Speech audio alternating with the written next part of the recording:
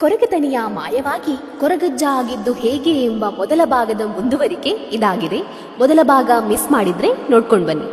ಕೊರಗತನಿಯನ ಮಾಯದ ಬಳಿಕ ಮಗನ ಬರುವಿಕೆಗೆ ಅಳುತ್ತಾ ಕಾಯುತ್ತಿದ್ದಳು ಬೈರಕ್ಕ. ಇದನ್ನು ಅರಿತ ಕೊರಗಜ್ಜ ಆಕೆಯ ಬಳಿ ಬಂದು ಅಮ್ಮ ಎಂದು ಕೂಗಲಾರಂಭಿಸಿದರು. ಕೇವಲ ಧ್ವನಿಯಷ್ಟೇ, ಕೊರಗಜ್ಜ ಕಣ್ಣಿಗೆ ಕಾಣಿಸಲಿಲ್ಲ. ಆಗ ಕೊರಗಜ್ಜ ನಡೆದ ವಿಚಾರಗಳನ್ನು ತಾಯಿಗೆ ವಿವರಿಸಿ ಮುಂದೆ ಏನೇ ಕಷ್ಟ ಬಂದರೂ ಒಂದು ಬಾರಿ ನೆನಪಿಸಿಕೊಂಡರೆ ಬರುತ್ತೇನೆ ಎಂದು ಅಲ್ಲಿಂದ ಮುಂದೆ ಸಾಗಿದರು.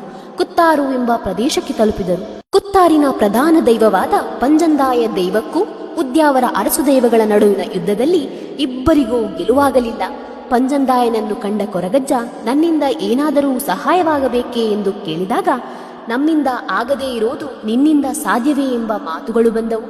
ಕೊರಗಜ್ಜನ ನಿಜವಾದ ಸ್ವರೂಪವನ್ನು ನೋಡಿ ಈ ಕೆಲಸವನ್ನು ಅಜ್ಜನಿಗೆ ಒಪ್ಪಿಸಿದಾಗ, ಅರಸು ದೈವಗಳನ್ನು ನಿಮ್ಮ ಪ್ರದೇಶದಿಂದ ಹೊರಹಾಕಿದರೆ ನನಗೇನು ಎಂದು ಅಜ್ಜನು ಕೇಳಿದಾಗ, ಕೊರಗಜ್ಜನಿಗೆ 7 ಆದಿ ಸ್ಥಳಗಳನ್ನು ನೀಡುತ್ತೇನೆ, ಕತ್ತಲೆಯಲ್ಲಿ ನಿನಗೆ ಸೇವೆ ಸಲ್ಲಿಸುವ ಭಕ್ತರ ಆಸೆಗಳನ್ನು ಪೂರೈಸುವ ಶಕ್ತಿಯನ್ನು ನಾನು ನೀಡುತ್ತೇನೆ ಎಂಬ ಭರವಸೆಯನ್ನು ಕೊರಗಜ್ಜನಿಗೆ ನೀಡುತ್ತಾರೆ.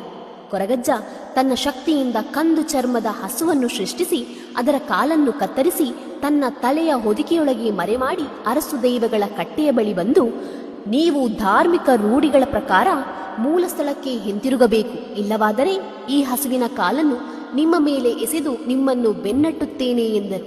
ಅರಸು ದೈವಗಳು ಸಾತ್ವಿಕ ದೈವಗಳಾದ್ದರಿಂದ ದೈವಗಳು ತಮ್ಮ ಸ್ಥಳೀಯ ಸ್ಥಳವಾದ ಉದ್ಯಾವರಕ್ಕೆ ಹಿಂತಿರುಗಿದರು. ಕೊರಗಜ್ಜನಿಗೆ ಗೆಲುವಾಯಿತು. ಪಂಜಂದಾಯ ದೈವಗಳು ಮಾತುಕೊಟ್ಟಂತೆ ಅಜ್ಜನಿಗೆ 7 ಆದಿಸ್ಥಳಗಳು ನೀಡಲಾಯಿತು. ಅದುವೇ ದೆಕ್ಕಾಡು, ಸೋಮೇಶ್ವರ, ಬೊಳ್ಯ, ಮಿತ್ತಗೆಳ, ಉಜಿಲ, ತಳ, ದೇರಳಕಟ್ಟೆ ಆದಿಸ್ಥಳಗಳು. ಅಲ್ಲಿಂದ ಕೊರಗಜ್ಜ ತನ್ನ ಭಕ್ತರ ಕಷ್ಟ ನಷ್ಟಗಳನ್ನು ಪರಿಹರಿಸುತ್ತಾ ತನ್ನ ಕಾಣಿಕವನ್ನು ಮೆರೆಯುತ್ತಿದ್ದಾರೆ.